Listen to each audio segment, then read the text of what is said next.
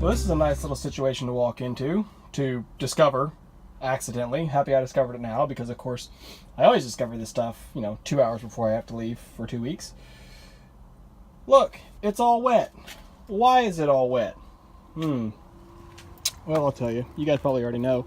What was actually happening, though, was I was out here mowing, trimming, and I was like, man, the ground back here is just wet. Like, it's oddly wet just down the hill from the pump house. Oh, the foundation's all wet. Something must be leaking.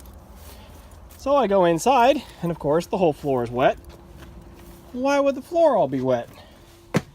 Standing there looking, can't find any leaks. And you notice an interesting spray pattern. Right here on the wall's all wet. Right by the pop off for the well. What we got is these lovely filters that we worked so hard to install are already plugged. Already plugged. It's been barely a week and a half. Not even 2 weeks they've been installed. Already plugged off. They're so plugged off that when the well pump kicks on, I'm not going to show you because I don't want to make it a bigger mess. When the well pump kicks on, that gauge immediately spikes to 80 and it dumps out the pressure relief. It was settled on about 40. 40 psi is about what's getting through to the house. So the tank's on 40 right now. I went ahead and closed the valve back here, so now the house can run off the tank while I try to pull these off here and clean them. So let's get them off there and see just how disgusting they are. All right, let's see how disgusting they are. Well, let's see if I can even get it out of there.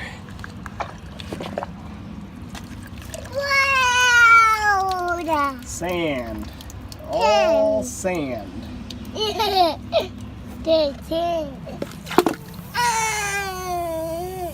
Oh yeah, that's the good stuff. That's the sand that was coming all through our lines in the house. It's no wonder we had sink faucets and shower heads plug up from time to time. Extremely fine sand. Somehow getting through the well screen and totally plugging up the filter. So I'm gonna get them all flushed out here as best I can because we don't have replacement cartridges. Just gonna flush them out with a garden hose and put them back on and hope that fixes it. Alrighty, well, at least the kids can enjoy it. That's all sand, not to mention what actually ran off, but all this here we flushed out of it. And of course that's just the stuff that oozed out just with the filter sitting there on the ground. So I've got them all washed out now as best I can. Wash the canisters out and just wash the filter out. Like I said, it's all solid sand. Some of this is like little bits. Let's see if I can find some. Some of this here, like those little flecks, it almost looks like, it's almost like a, I think that is a clay. It's a little fleck of clay somehow. But yeah, all I can do for now is just go put them back in and kick the system on to see what happens. So let's go do that. All right, y'all are my witness. Just put the filters back on and I opened the valve back over here, so that released back pressure from the tank back into the line, which is kind of interesting. I'm not sure how the valve on this thing works, but somehow when the well pump kicks off, the fluid level drops because you'll hear it. This little check valve will sit here and go on a vacuum and it'll suck in air as the fluid level's dropping. But when that's happening, the fluid level, the pressure in the tank doesn't really drop, and then eventually it stops. So I'm not really sure how it is that the tank can back flush right now and balance the pressure in the system, but then when the well pump kicks off, because right now the pump's off, when the pump turns on and off, it doesn't just all bleed back to the well. Anyway, valves are on, so our filter's on, so let's kick the breaker on here and let's just see what happens. Oh, that's better. It's better. See, when I did that before, it shot up to 80 before and it immediately dumped. So this is promising anyway. But this is definitely going to warrant a phone call to the well company to figure out what the heck to do. Go figure. The well would start to act up just, as soon as I put a nice little pump house around it and put a roof on it, because if they have to come in and pull this pump, they're going to have to take the roof off the pump house, which it's all screws, but gosh, it's like, come on, really? Like that's, it's not what I want to do. I don't want to have to take the roof off after I just got it on, and I was so proud of this pump house. It looks so good. So, alrighty, let's let her pump up here and make sure that it gets to that's going to get to about 55 or 60, and when it does, this will be about 65 or 70. Now the pop-off pops at 75. You can see it's still just dripping a little bit there, but it's not dumping. But it absolutely should shut the pump off to the house before, or it should shut the well pump off before it pressures up the relief, which is dripping faster. Faster, faster, faster. That's set for 75, I believe. And I think the tank should trip at 65, but right now we've got about a 10 psi differential because of the filters.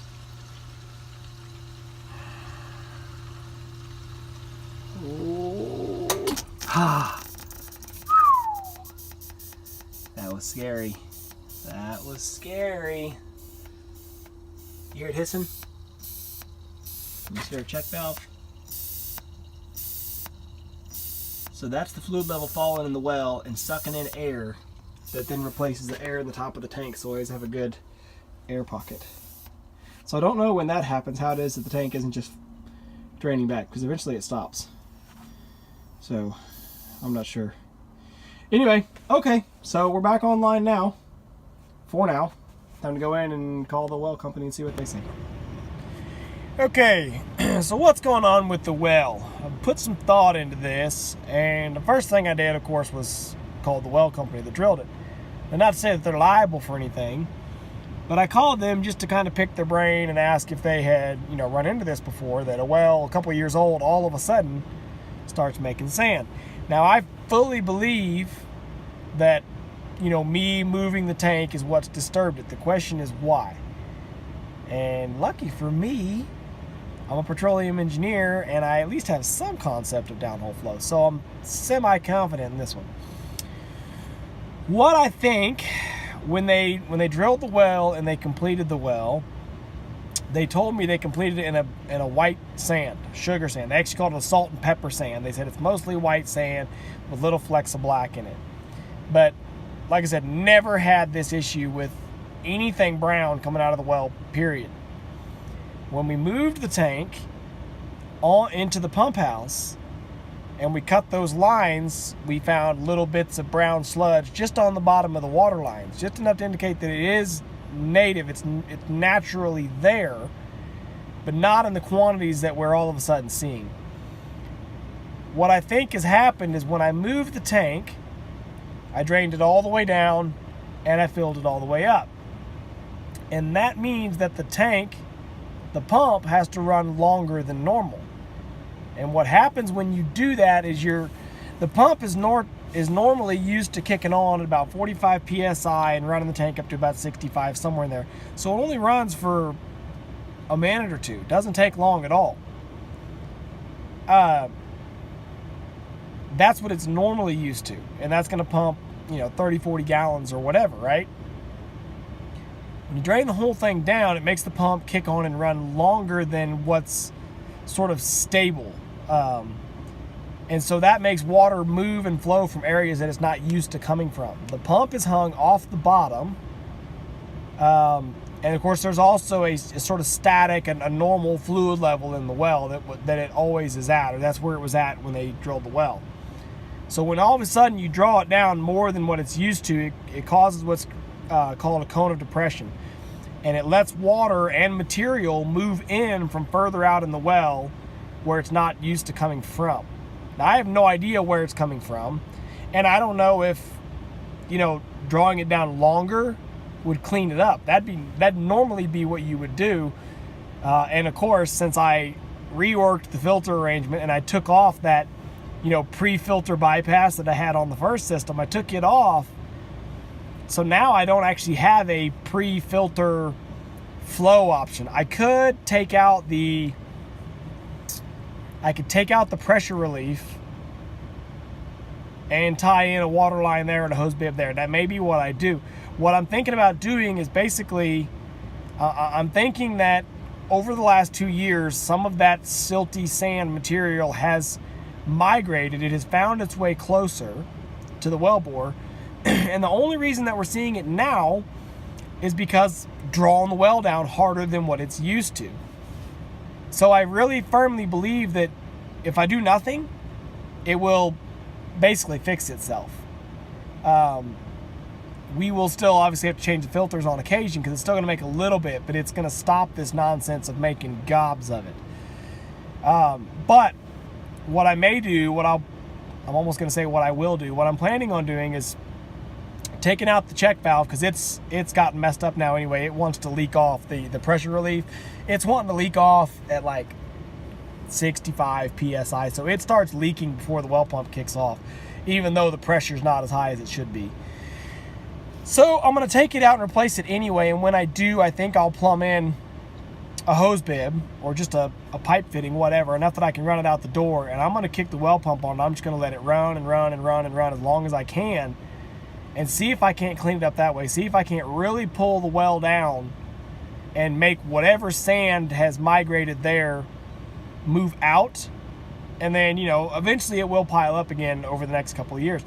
The risk there is that wherever it's coming from is much, much larger than I expect, and I'll sit there and flow the well for hours and it won't ever really clean up. In fact, it might even make it worse. I really don't think that'll happen, because I think if it was that persistent, I think it would have been happening all along if it was really truly migrating silt from somewhere out in the formation. I almost half believe that it's like the bentonite seal on the backside of my well, that because I dropped the water level, some of that just kind of fell down in the wellbore and worked its way out. I don't really know that, but I really just think it was due to just drawing the well down harder than normal. It may be that I drew it down actually enough that sand was all, you know, in the bottom of the well. It had found its way, obviously it's finding its way through the screen, but I'm wondering if it was all settled down below the pump and it finally just made it start picking up, which is kind of a weird concept to try to visualize, to say that you would have water cascading down around the pump, because then your pump would start slugging, and it never did. Anyway, long story short, I don't know exactly what's going on, but based on just the history of the well and the conditions of the completion, screen size, all that good stuff, I think, whoopsie, oh no, I think that it's a short-term issue caused by me moving the tank, because every time that we moved the tank and then redid the plumbing and then did the filters and then redid the filters, every time that happened, we saw this big slug, because every time we did that, it caused to fully drain the tank down. And each time that I filled the tank back up, I hooked the hose bib on and I closed the valve going to the house, and I was running well water straight into the tank and letting it run right back out on the ground. So I flushed the tank each time. So, and of course we know now the filters are before the tank, so we know it's not coming from the tank. It's absolutely 100% coming from the well. The question is just, how long will it keep doing this? And I think it'll stop. We'll certainly have to let you guys know. My wife, it's been about a week. My wife just called me the other day because she said it was dumping out the check valve again, or the relief valve. And so she checked the filters and they were actually clean. So already in a week, the canisters have not filled up with sand like they were the first time. The filters had a little bit on them, as you would expect, but the canisters weren't full of sand. So that is a positive sign. And like I said, that's why I think it's just going to fix itself and it's not really going to be a problem anymore. But we'll certainly figure out, and I will make an update sometime probably in a couple of months or whenever I remember to, maybe in a year, who knows. But like I said, I just wanted to share that because, you know, like a lot of other things in life, when it first happens, you panic a little bit. Oh my God, why did this happen? Why is this happening to me? Why is it happening now, right? My first phone call was to the well company, and we talked it over on the phone, and he said, yeah, you know, could have been this, could have been that, but, well, similar to the pump on my big dump truck, everything that he suggested could be, in the certain scenario, could be a problem. But those scenarios didn't match up with what I had going on, and the smoking gun is really just running the pump longer than normal due to moving the tank. So that's what we're looking at. That's what I fully suspect. He did say the only solution that they could provide is when they drill, if they ever drill wells, complete wells that are just persistently sandy, they just add a second tank, basically a dummy pressure tank, and all it is a settling tank. So the water flows in, lets all that crap fall out of solution, and then moves on into the second tank. I'm not to the point that I want to do that yet. I think that'd just be another headache, another thing to maintain. So anyway, again, just wanted to kind of share the thought process on that. I think it's going to fix itself, but we will let you know. All right, so just following up on the well now that I'm back home. I think I mentioned maybe in my little talk portion there what was going on, but this pressure relief valve is supposed to leak off at 75 psi, but it's basically leaking as soon as the pump kicks on, even when it's only at like 40 or 50 psi. So that's why right now the floor is all wet, the wall's wet. I put in new cartridge filters last night. The old ones, there was no sand, not like before. There was no sand all in the cartridges. The filters just looked a little filthy still. So maybe they were blocked off a little bit, but it wasn't, you know, just blasting out of there like it was before. When the pump kicks on, it just kind of weeps, but it's enough that it's just keeping things wet. It's keeping the floor damp. Certainly not a good situation in general. So anyway, I've got another pressure relief valve. It's also for 75 psi, which is what the one is that I have on there. But they only had the 1/2 inch at Tractor Supply, and this one is a 3/4, I believe. So I've got to do some monkeying around here. Ow-wee. I've got to do some monkeying around. I'll show you what I've got. 3/4 nipple and a 3/4 by 1/2 reducer. So I got to get that bolted on there real quick. So I'm not going to take the old one out because I just can't really. I'm just going to add this one in its place essentially. Maybe I can take the old one. Let's see, because that's not a 3/4 outlet anyway. It said it was. Maybe that's just a straight 1/2 outlet. If that's just a 1/2 outlet, I'm just going to thread this 1/2 right into it. Let me see what I can come up with and I'll show y'all. So I'll show you guys this just for fun. Okay, right now we're sitting at about 40 psi. So it should kick on here relatively soon. I'm going to go ahead and trip it just to make it kick on, and then I'm going to kill the breaker.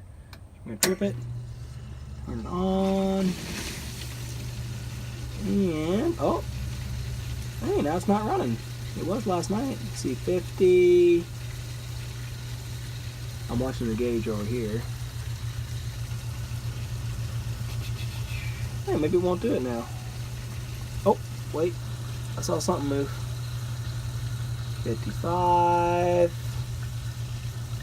Last night I took it off there and I just kind of poked the spring around a little bit with a screwdriver just to try to see if maybe the seat wasn't quite seating. And getting up to 60. Oh, there it goes. There was a little slow drip. There it goes. At 60. Again, it shouldn't leak off until it exceeds 75. And stopped again. There was a drop. We're up to 65. It should just about kick off. 50. Getting a little faster. 66. Whoop. So look at that. So it kicked off. The pressure gauge here was at about 67. It trips the tank at about 55. So it's not, I mean, last night it was running a steady stream out at like 50 psi. So a little drip like that doesn't really bother me, but I am going to go ahead and put this, I'm going to put the second valve in just because I got it. I want to take it back and get my money back, but I don't trust this one. So I'm just going to go ahead and thread the second one into it as a backup. Oh yeah, looking ghetto fabulous. But the nice thing is I didn't have to use those fittings, which kind of aggravates me because I looked for them a long time at TSC. They didn't have them, so I went to McCoy's and got them. But this says right on here, on this fitting, it says 3/4.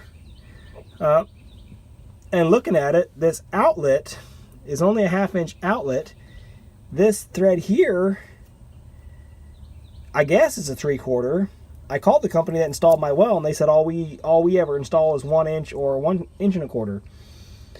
So I thought this was a 1 inch thread with a 3/4 outlet was what I thought it was saying, but whatever, is what it is. So I just threaded it in there. You can see the well's still plenty high pressured up, so I'm not going to trip it again right now just to see what will happen. Plus, at the rate that it dripped those just couple of droplets, it would have to fill this valve before it would trip anything anyway, so I don't expect it to do anything.